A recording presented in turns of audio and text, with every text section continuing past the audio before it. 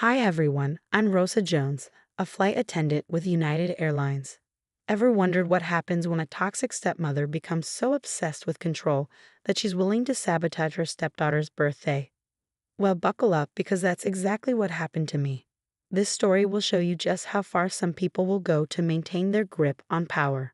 I used to have an amazing relationship with my dad, Tom.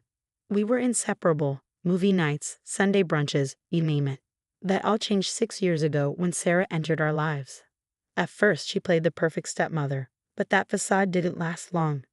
Rosa, honey, she'd say with her syrupy tone, I think it would be better if we moved the Father's Day celebration to our house instead of that restaurant you picked. Your father prefers home-cooked meals anyway. It started with subtle suggestions that always, somehow, worked out in her favor. Then came Madison, her 21-year-old daughter. Madison turned everything into a competition. Mom, Rosa's uniform is so basic. I'd make a way better flight attendant, don't you think? I have the perfect look for it. As if juggling flights and dealing with Sarah wasn't enough, I started planning my 27th birthday party, a milestone I wanted to celebrate my way. I booked the Sky Lounge, a stunning rooftop venue with breathtaking views of the city skyline. My crew friends were just as excited as I was, especially my best friend Lily. Girl, this is going to be epic, she said during an Amsterdam layover. Finally, a party that's all about you. No Sarah, no drama. But of course, Sarah had other plans. It started innocently enough.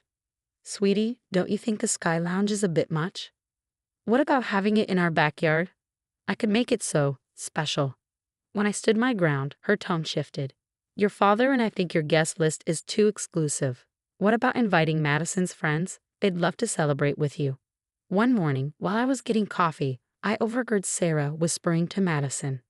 Don't worry, sweetie. We'll make sure your friends get invited. Rosa needs to learn she's not the only one who deserves attention in this family. That was the tipping point. Every time I mentioned the party, Sarah's gaze darkened as if she were plotting something. She even started calling my vendors behind my back to confirm details I hadn't approved. My dad, ever the peacekeeper, tried to mediate. Honey, Sarah just wants to help. Maybe let her handle some of the planning. But I knew better. This wasn't about help. It was about control, just like every other family event in the past 6 years. My high school graduation. She changed the restaurant at the last minute. My first job celebration. It turned into a joint party with Madison's college acceptance. The final blow came during a flight over the Atlantic. I received a call from Sarah, her voice dripping with that sickly sweet venom I knew too well. Listen carefully, Rosa. This little party of yours? It's going to be Madison's special night too. Either she's the guest of honor, or there won't be a party at all. I ducked into the galley, gripping my phone tightly. You can't be serious. Oh, but I am. Your father's credit card holds that venue reservation. It'd be a shame if the booking disappeared. My heart raced as she continued. And let's not forget Madison's anxiety. You wouldn't want everyone to think you're excluding your fragile stepsister, would you? How cruel of you. I wanted to scream. Madison's anxiety only ever appeared when she didn't get her way. But Sarah wasn't finished.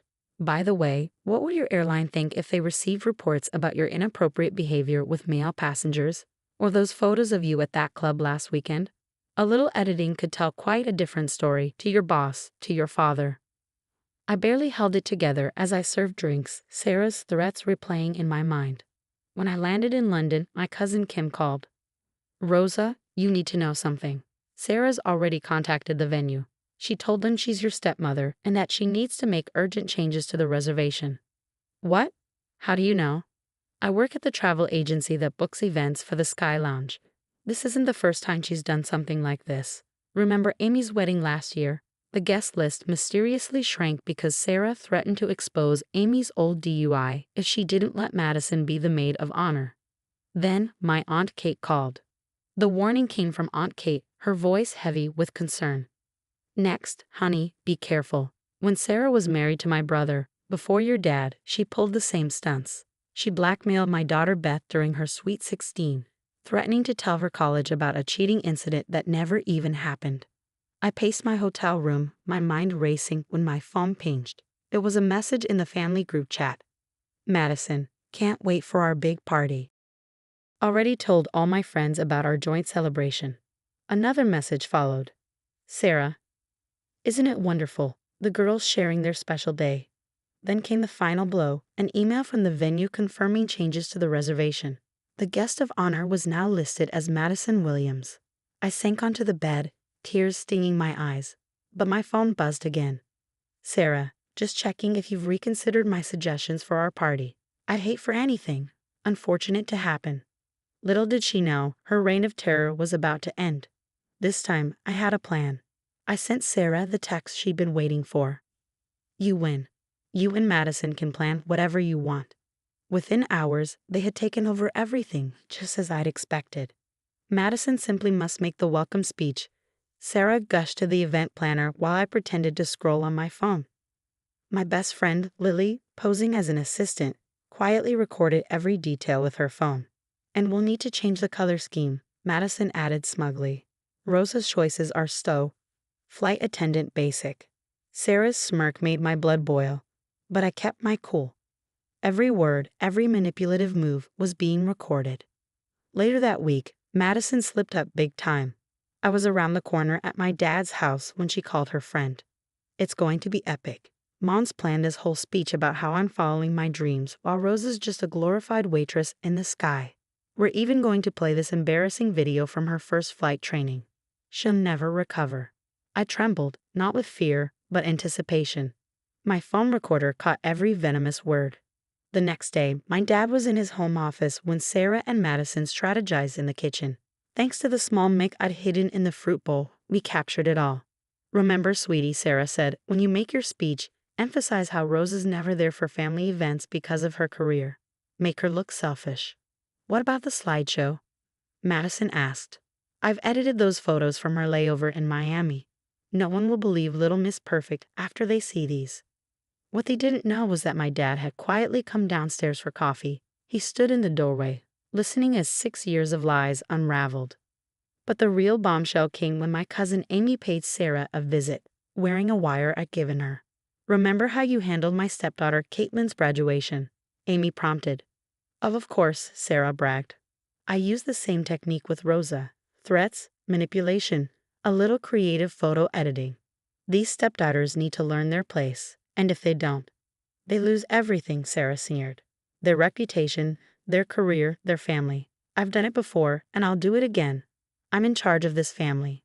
Every word was crystal clear on the recording. The day of the party, my phone buzzed with one last message from Sarah. Final run-through tomorrow. Don't be late to your own humiliation, sweetie. I smiled, knowing the surprise that awaited her. The Sky Lounge was packed. Sarah, resplendent in a designer dress, grabbed the microphone. The chandeliers sparkled as Madison stood beside her, both wearing identical smug smiles. Everyone, Sarah began, her voice dripping with false sincerity. I want to thank you for coming to celebrate our girls. As you know, Madison has been struggling with anxiety, missing her beloved stepsister while Rose has been away. Across the room, I caught my dad's eye and gave a slight nod. Lily, stationed at the sound booth, pressed play. Sarah's voice filled the venue, cold and menacing. Either Madison's the guest of honor, or there won't be a party at all. Your father's credit card holds that venue reservation. It'd be a shame if it got canceled. Gasps rippled through the crowd as Sarah froze, her champagne glass slipping from her fingers. Before she could recover, the recordings continued. Her threats, her schemes, and her admission to sabotaging other stepdaughters' lives. These stepdaughters need to learn their place, Sarah's voice echoed. I've done it before, and I'll do it again. The color drained from Sarah's face as her conversation with Amy played next, detailing every calculated move she had made to destroy others. Stepdaughters' lives. Sarah's voice faltered, but my dad's cut through the silence like a blade. Is this why Caitlin never visits her father anymore? Is this what you've been doing to my daughter? Tom, I can explain, Sarah stammered, panic spreading across her face. Explain what? How you threatened to destroy Rosa's career? How you've manipulated this family for years? The crowd murmured, their whispers like waves crashing against Sarah's crumbling facade. One by one, the truth spilled out. Madison's fake anxiety attacks, the doctored photos, the sabotaged family events. Dad, she's lying. Madison shrieked, her voice sharp with desperation. She's just jealous. That's enough. Dad's voice thundered. I heard you both in the kitchen. I heard everything. Sarah made one last desperate attempt. I did it for our family. These ungrateful stepdaughters needed to be put in their place. But it was over. Security escorted Sarah and Madison out as Sarah's cries about family loyalty echoed through the Sky Lounge. 2 weeks later, karma delivered its final blow. My dad's divorce papers hit Sarah harder than she could have imagined. Last I heard, her country club revoked her membership after learning about her pattern of harassment.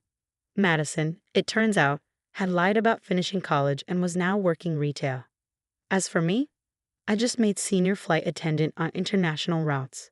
Right now, I'm watching the sunset from my Paris hotel room, planning my next birthday party. My phone buzzes, a notification about Sarah's 15th blocked number trying to reach me. Maybe she wants to apologize or explain. Delete. Block. Au revoir, Sarah. Sometimes the best revenge isn't about getting even. It's about breaking free and soaring higher than your abusers ever thought possible. They tried to clip my wings, but instead, they taught me how to fly above their storms. The real gift? I'm finally free to write my own story, and this one has a much better ending. Have you ever had to choose between exposing someone's toxic behavior and keeping the peace in your family? What would you have done in my situation? Played along with Sarah's manipulation to maintain family harmony, or exposed her true nature, knowing it could tear the family apart? I know firsthand how painful these decisions can be. My story might be over, but so many people are still trapped in similar situations, silently suffering under the control of toxic family members. Share your thoughts in the comments below. Have you ever dealt with a manipulative family member? How did you handle it? Your experience could help someone else find the strength to stand up for themselves. If you want to hear more stories about overcoming toxic relationships and finding your power, hit that subscribe button and join our community. Each story here is about rising above the darkness and discovering your strength. Let's support each other through these challenging journeys, because sometimes the family we choose is stronger than the family we're born into.